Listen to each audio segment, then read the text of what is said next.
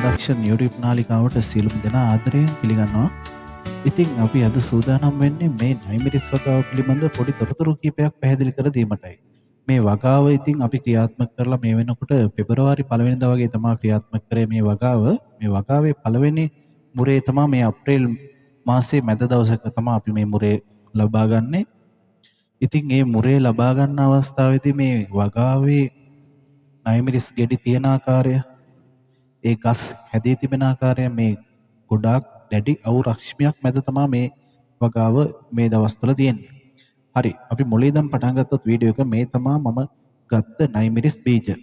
බීජ අරගෙන හදාගත්තු පැල ටික තමයි මේ තියෙන්නේ. Scotch bonnet, dark green, red dragon වර්ග දෙමහුන් නයිමිරිස් පැල වර්ග තමයි තියෙන්නේ. ඉතින් මේ තියෙන්නේ මම නයිමිරිස් සෑදීමට සකස් කරගන්නා ස්ථානය. ඉතින් මම එලිමහන් වගාවක් විදිහට තමයි මෙම නයිමිරිස් වගාව කිරීමට බලාපොරොත්තු වුණේ. ඒ අනුව ඉතින් මේ ස්ථානයේ තමයි මම වගාව ඉදිරිපත් කරන්නේ.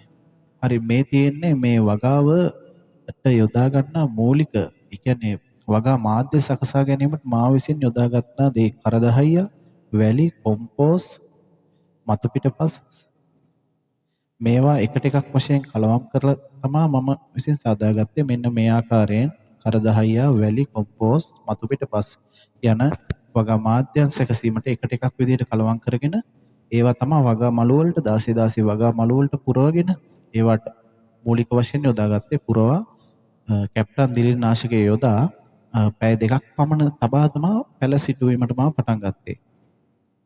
මෙන්න මේ ආකාරය තමයි පැල සිටුවා අවසානයේදී මෙන්න මේ වගේ තමයි පැල වල තියෙන්නේ. මේ ඉතින් පැල සිටුවා අවසානයේදී වතුර දමා ගැනීමක් සිදු කරා පැය 2කට පස්සේ ගත්තේ කැප්ටන් යොදා තබා දිලිර නාශකය, නැත්නම් දිලිර රෝග බෝ වෙන හින්දා.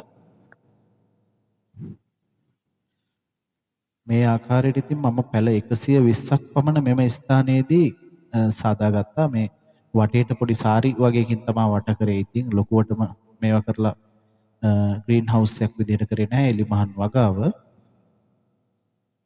මේ මූලික අවධියේදී දවස් 7කට පස්සේ 7න් 4 මම මේ වගාවට ඇල්බර්ට් සොලියුෂන් දියර පොහොරේ යෙදුවා. දවස් 7න් 7ට ඊට අමතරව දවස් 7න් 7ට වගේ සල්ප රීජන් සල්ප එවැනි කෘමිනාශක යෙදුවා. දවස් 10න් 10ට 14න් 14ට කැප්ටන් දිලීර නාශකයේද නැවත නැවත ගස්වල මුල් සඳහා යෙදුවා. ඉතින් මෙම නයිමිරිස් දැන් මේ තියෙන්නේ සති 2ක් පමණ ගත වූ පසු මේ පැල සති 2කට පසුව වගේ තමයි මේ වගේ කොළ ටිකක් වැඩිපුර දළු දළ ඇවිල්ලා තියෙන්නේ. මේ සතුට දාපු ඔක්කොම පාරක් දැම්මේ ඇල්බර්ට් සොලියුෂන් පොහොරයි. ඊට අමතරව කෘමිනාශකයක් විදිහට සල්ෆර් රීජන් වැනි කෘමිනාශකයන් යෙදුවා. දිලිරනාශක ගහේ මුලට යෙදුවා බලාපොරොත්තු වෙනවා ඉදිරියේදී මෙම කලසටහනට අනුව ඉතාමත් පැහැදිලි වීඩියෝ එකක් ඔබට අරන් එන්න. මේ තියෙන ඉතින් සති දෙකකට පමණ පසු වගාවේ තියෙන පැලවල වර්ධනය තමයි ඔබට මේ පෙනී යන්නේ. ඉතින් අපි මුලින්ම වීඩියෝ එක පටන් ගන්න ගමන් මම ෂෝට් කරලා පෙන්නුවේ. ඉතින් මේ වගාව දැන් තියෙන තත්ත්වය, දැන් මේ වගාව කරන් යන කාලයේදී මේ අතුරෙන් අතර මම ගන්නා ලද වීඩියෝ තමයි මේ ඔබට ඉදිරිපත් කරන්නේ. ඉතින් හැමෝටම වටිනා අත්වලක් වේවි කියලා හිතනවා මේ නයිමිරිස් වගාවක් පවත්වාගෙන යාමට.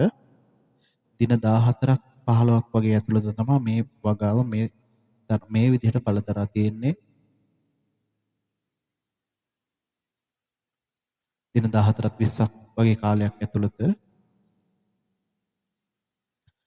ඉතින් ඇත්තටම හොඳ වගාවක්. ඉතින් මේ දවස්වල නම් මිලේ පොඩි ගැටලුවක් තියෙනවා. කෙසේ වෙතත් අපි කරන එක හරියට කරලා ගහ නයිමිරිස් පැල ගොඩාක් මාස කිහිපයක් රැකගෙන ඉන්න ඕන නම් ඉතින් අපිට මිල ප්‍රශ්නයක් වෙන්නේ නැහැ. මිල උඩට ගියහම දෙන්නත් පුළුවන් කරල් හැම සතියට පල නෙලා ගන්න පුළුවන් වෙන හින්දා. හරි, මේ තියෙන වගාවට මාසයක් දින 30ක් සම්පූර්ණ වෙලා මේ ආකාරයෙන් තමයි පැල ටික තියෙන්නේ. ඉතින් මම මාසෙන් පස්සේ මේකේ මේ තියෙන්නේ මම මාසෙකින් පස්සේ මේ තියෙන්නේ මාස 2 ඉවර වෙලා මාස 2යි දවස් 10ක් වගේ ගියාට පස්සේ දින 70ක් 75ක් 75ක් වගේ වගාව. ඉතින් මම දින 75කට පස්සේ තමයි පළමුවෙනි මුරේ නයිමිරිස් පළදාව නෙලා ගැනීමට පටන් ගත්තේ. ඉතින් එම වගාවට ඉතින් මම නයිමිරිස් සඳහා ඇල්බර්ට් සොලියුෂන් පොහොරවලට අමතරව යාරමිලා කොම්ප්ලෙක්ස් ටාගට් පොහොරවල් අනුපිළිවෙලට ලබා දුන්නා. ඊට අමතරව K44 යාර තෙරා කැල්සිනේට් අන්තිම මාස දින 75න් පසුව ඉතින් මම ඇත්තටම බලාපොරොත්තු වෙනවා ඒ පිළිබඳව වැඩිදුරටත් ඔබට සරලව ඉතාමත් පැහැදිලිවට මේ රසායනික පොහොර සහ රසායනික කෘමිනාශක භාවිත කරපු ආකාරය ඔබට ඉදිරිපත් කිරීමට ඉතින් මේ තියෙන්නේ මම නෙලාගත්තු පැලවලින් ලබා ගන්නා ඵල ඉතින් මට පළවෙනි මුරේ කිලෝ 7-8ක් වගේ තමයි පුළුවන් වුණේ.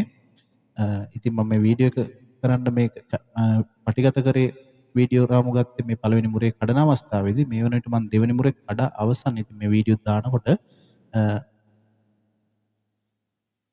ඉතින් මේ තියෙන ඇත්තටම ඉතා හොඳට හැදිච්ච නයිමිරිස් ගස් පළදාව. ඇත්තටම මේ වීඩියෝ එක ගන්න දවස්වල ගොඩාක් අවසරේ තමයි මේ අරගත්තේ වීඩියෝස්. ඉතින් මේ වීඩියෝ එකේ තියෙන විදිහට මේ අවසර වෙලාවේදී තමයි මම පොඩ්ඩක් ගත්තෙත් මේක. ඉතින් අපිට පේනවා සමහර කොළ සාමාන්‍ය තත්ත්වයට ගොඩාක්ම නිරෝගීමත් නොපෙනුනාට ඇත්තටම මේක එහෙම ප්‍රශ්නයක් නැහැ. කියන්නේ අපි හරියාකාරව ජල සම්පාදනය රසායනික පොහොර කෘමිනාශක භාවිතා කරන නිසා කිසිම පැකිලීමකින් තොරව ඉතාමත් නිරෝගීව තියෙන වගාවක් තමයි මේක. ඉතින් අපිට පළ නෙලා ගන්න පුළුවන්. ඉතින් මම ග්‍රීන් හවුස් ටනල් එකක් සහ සෙවණදලක් පාවිච්චි නොකර තමයි මේ වගාව සිදු කරේ. කෙසේ හෝ ඉතින් සත්ත්ව හානියකින් කෘමීන්ගේ හානියකින් තොරව ඉතින් ඉතා හොඳ වගාවක් ලබා ගන්න පුළුවන් වුණා. මම මේ වගාව සඳහා යොදාගත් රසායනික පොහොර සහ කෘමිනාශක නිසියාකාරව හරි ලෙස ලබා දුන්න නිසා ඔබට පේනවා මේ කොළ කිසිසේත් කොළ කොඩවීමක් හෝ වෙනත් කිසිම රෝගයක් නොතිබෙන බවට තමයි පේන්නේ. වගාවේ ඉතා හොඳ අස්වැන්නකුත් ඉතින් පළවෙනි මුරේ සහ දෙවෙනි මුරේ ලැබුණා මට. ඉතින් ඉස්සරහට තවත් පළ නෙලා ගන්න තියෙනවා මේ ඉදිරි කාලය තුලදී. දැන් මේ වන විට වගාව මේ දින 75ක් ගත වෙලා තියෙන අවස්ථාවේ ඉතින් මේ මම ලබාගත්ත පළවෙනි මුරේ ලබාගත්ත කිලෝ 7-8ක ප්‍රමාණය මිරිස්. ඉතින් මම ඔබටත් කියන්නේ ඉතින් හොඳ වගාවක්. ඉතින් ඇත්තටම තවත් තියෙනවා ඉතින් කියන්න ගොඩාක් රසායනික ක්‍රම කීපයක් සම්බන්ධවත් ඉතින් දැඩි ලෙස තියෙනවා කියන්න. මොකද තියෙනවා ප්‍රධාන වශයෙන් ඇපමැක්ටින් සෝරෝ ඇඩ්මය වැනි කෘමිනාශක කීපයක් තියෙනවා. ඉතින් මේ හැම දෙයක් ගැනම ආපහු අනිවාර්යෙන් වීඩියෝ එකකින් හම්බෙන්නම්. ගිහිල්ලා එන්නම්. එහෙනම් බොහොමත් ස්තුතියි ඔයාලා හැමෝටම.